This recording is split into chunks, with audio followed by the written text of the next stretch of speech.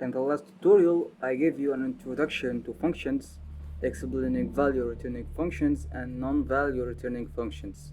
Definitely check that out. Next thing we have is function parameters and arguments. A function parameter is a variable used in the header of the function. Function parameters work almost identically to variables defined inside the function, but with one difference. They are initialized with a value provided by the caller of the function. Function parameters are defined in the function header by placing them in between the parentheses after the function name, with multiple parameters being separated by commas. An argument is the value that is passed from the caller to the function when a function call is made. So if we open our project from the last time and we wanna add a parameter for our function, we will add a parameter just like that. For the clarity, I will output the value of x so that our change in our function will become clear. I will then pass the argument of 7 so that every time we call this function, we will return the value of so that we will return the value of 7 in this specific time. If we press run, we will see the value of 7 printed on our screen.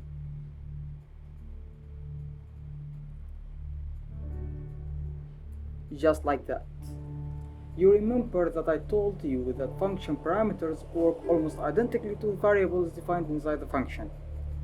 So if I give this parameter a value of 5, this every time will give this parameter the value of 5 if we didn't specify our value, if we didn't pass an argument to our function. So if I didn't pass the argument of 7, it will give the parameter of x by default the value of 5. So if I press run, you will see the value of 5 printed on our screen.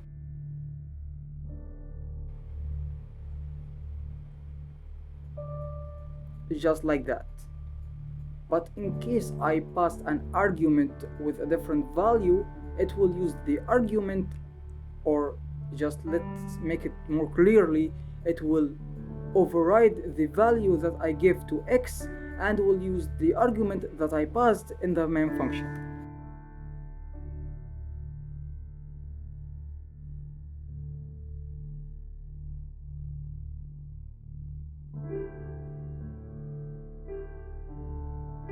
Just like that. In order to explain the concept of local scope, let's give a real example. Consider a chess player or a football team play a tournament. For a chess player, it is illegal to move the chess pieces outside of the chessboard. All pieces has to move inside the borders of the chessboard. Same goes for a football player. He could play as long as the ball didn't cross either the goal line or the touch line. Same goes for C++. For example, you cannot use a variable before defining it. After that, you could use it as it is now inside a scope.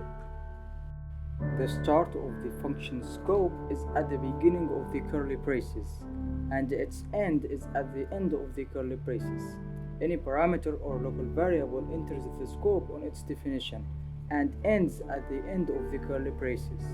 After that, you cannot use your variable anymore, as the variable reaches the end of its lifetime and then get destroyed. Please take a look at our application from the last time, and you will see that I have done some modification to it. You would think that if we call our return 5 function from the last time, it will print 9 in our console. But if I run the application, it will not compile at all.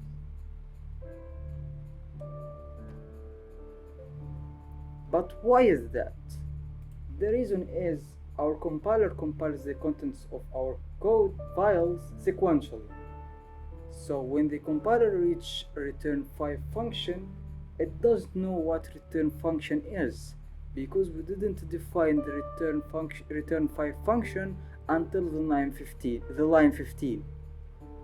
So how to solve this problem? Well, we have two options. The first one is to reorder our function order again and put return 5 above the main function. That's one option. Another option is to use a forward declaration for our function. What a forward declaration is it allows us to tell the compiler about the existence of our function before actually defining it.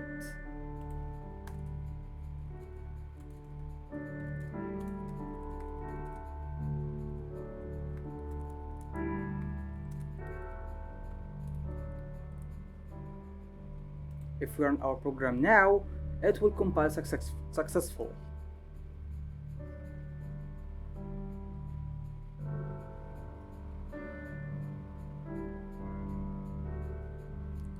Just like that.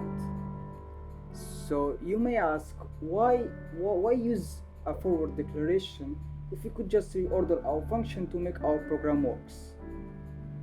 Well, most often forward declarations are used to tell the compiler about the existence of some function that has been defined in a